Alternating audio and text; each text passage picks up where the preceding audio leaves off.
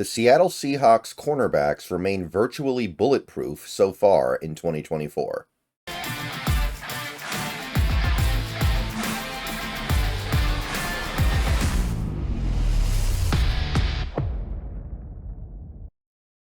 What's going on, everybody? Good morning. We are here on Thursday. Football week is going to get started later tonight. So here we are in week 3, 2 games in the books, and there's a lot that need to be said about the Seahawks. But one thing that should be fairly obvious is that their pass defense has been pretty phenomenal.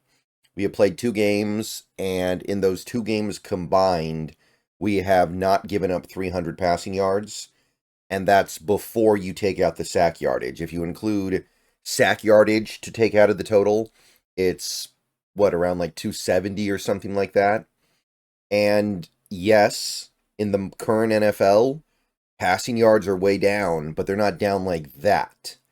So the Seahawks are doing something very right here. Obviously, a big part of it is the teams they're playing. They're playing bad or lackluster quarterbacks. They're playing atrocious receiver cores.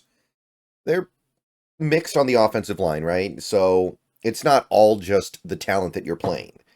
And when you look at what the Seahawks were doing the last 2 years, getting run all over by the Sam Darnold-led Carolina Panthers, getting absolutely destroyed by the Mason Rudolph Steelers, you can't take any of that for granted, right? You can't take for granted that, oh, we got this weak offense this week, we'll be fine. No. You gotta actually execute, or else you will still get blown off the field. So, pass defense has obviously been great, but it's always good to put some numbers to that. And we've got the numbers out for this week. And one thing I noticed, one thing that I do want to say here real quick that's interesting, these findings are quite different compared to PFF. These are PFR numbers, Pro Football Reference. So it could be educational to compare what PFF has to what PFR has and see where the discrepancies might come from. I'll talk about that a little bit more later in this video, but a lot of discrepancies there. They disagreed strongly on who was to blame on certain plays. All right, so before we get into the numbers here, I hope you like this video. If you do, please click the thumbs up button down below. Helps the channel out a lot. Subscribe if you're new and you want daily Seahawks content. Click the bell for notifications. Consider becoming a channel member. Costs $2 a month. Those are the best ways to help support the channel. Okay, so we're going to start with linebackers like we always do and just slowly move through the positional groups until we've accounted for everything. So linebacker Jerome Baker obviously missed most of this game because he got hurt in the second quarter. He got targeted 3 times in the snaps that he did play, gave up 2 completions for a grand total of 15 yards. So it's not terrible, but given the fact that he missed most of the game, it's actually kind of concerning that he gave up as much as he did. Now, I think it's too small of a sample size to say much about it. Like, you can't look at that and go, oh, well, he was going to give up 70 yards if he played the whole game. There's no way to know that. Also, it's all yak, worth noting, which is not the case for the other linebacker that we're going to look at in a second here. But through 2 games, I mean, we are seeing much better coverage numbers from Baker than we ever did from Wagner or Brooks in the last several years. So, clean. Tyrell Dodson, remember how good he was last week? Well, this week he finally gave up some stuff. He got targeted a lot in this game. Remember New England throwing at their tight ends over and over and over again? Well, I shouldn't say he got targeted a lot, but he gave up quite a bit compared to last week anyway. He got targeted 3 times, 3 completions. So that was a total of 32 yards, which, I mean, it's you're going to give up yards somewhere, right? And in a game against New England, it's probably going to be against the linebackers because you've got the tight ends that they really like to throw to. I get it. But it's still not stellar. It's just kind of okay. His QB rating allowed is still phenomenal, 46.4. And this is leaps and bounds beyond what we were seeing from previous linebackers in this defense. And then you've got Tyrese Knight. Tyrese Knight, they gave him 3 targets, 3 completions for 42 yards. Everything was yak, by the way. So like that one play where Hunter Henry caught the pass as he was falling over and then got up and ran for yards. That's obviously on Tyrese Knight. You can see that, the passes start behind the line of scrimmage on average. And I mean, he got beat up a little bit. This isn't even the whole game. Now, I'm going to continue to say it. He's a rookie linebacker. He's a day 3 pick. Expecting him to be able to hold up in coverage in a game like this against the Patriots and their tight ends, not realistic. So, I'm not dogging him at all for this one.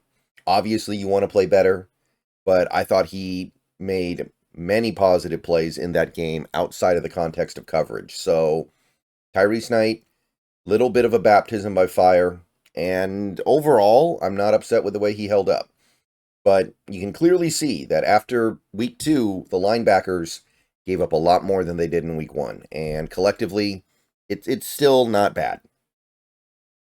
Okay, so now we move on to edge rusher because Drake Thomas doesn't play on defense yet.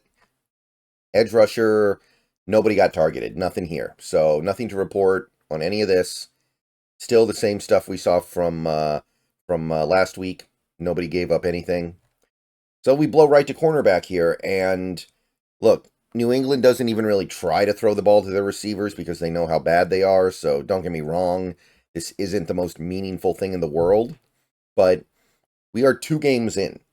And our 3 cornerbacks combined have given up less than 75 yards in 2 games. And they played, Witherspoon and Woolen have played basically the entirety of both games. Brown's played every snap we've asked him to play. So you got to take something from it, right? These are still NFL receivers. They're some of the worst receivers out there, but really, really special. Witherspoon got targeted once this whole game. I know he had the penalties, by the way. He did allow 1 catch for, I think it was 5 yards. 1 catch for 5 yards in a full football game. By the way, went to overtime. Now, the 2 penalties sucked. They basically created a field goal opportunity for New England. But, are we really gonna sweat that much? I know I'm not. He doesn't even have an interception yet, and his QB rating allowed is 51. Reek Woolen, similar stuff over here, man. 8 targets. I think he gave up 2 catches. Well, 4 targets in this game, so 8 total. 2 catches for 14 yards. And all of it in the air, by the way. I think this is worth noting, although it's a really small sample size. The problem with Reek Woolen is the tackling, right? Well, so far, through 2 games, he's allowed 1 yard after the catch on completions, which is nothing.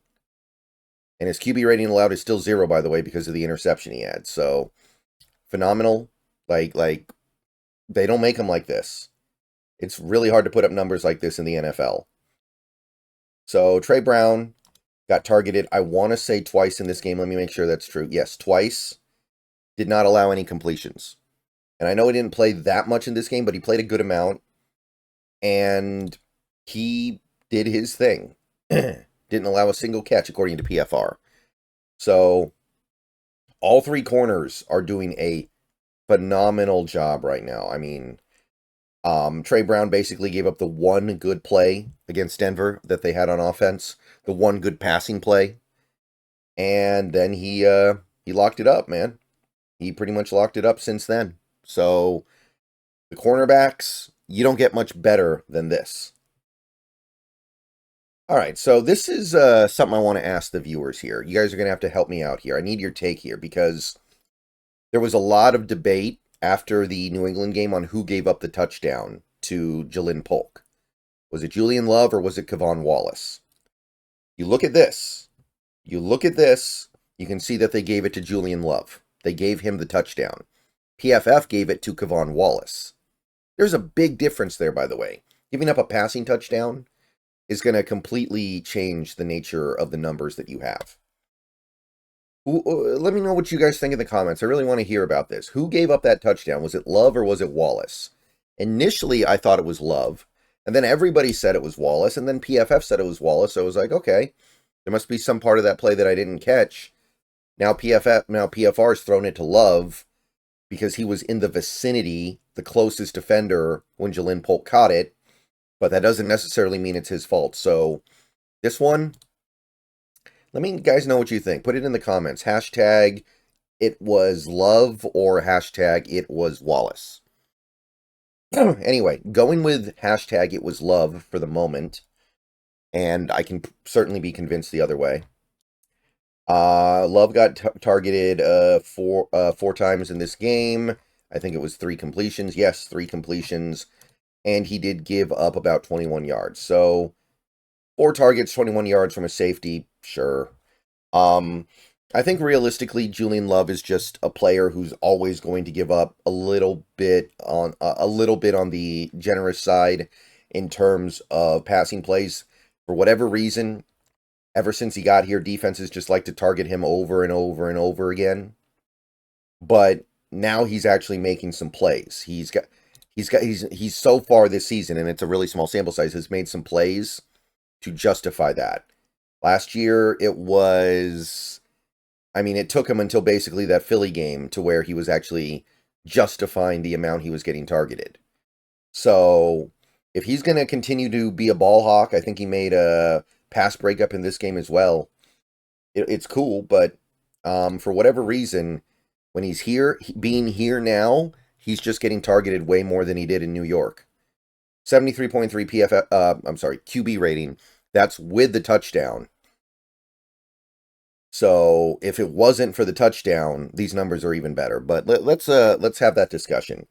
Rayshon got targeted once, didn't get completed, so he didn't give up anything in this game. Kayvon Wallace gave up 1 completion on 1 target for 12 yards. So that's really all there is to say. I mean, it's clean, right? Who are you really calling out here? Tyrese Knight? And you're not even really calling him out because you're a smart person. All right, so that's it for pass coverage Thursday. I will see you guys later. Go Hawks, more videos coming. We got a game tonight. Hawks Nest stream tonight as well. Starts at about 8 o'clock, right when the Thursday night game, is winding down. Hope to see you guys there.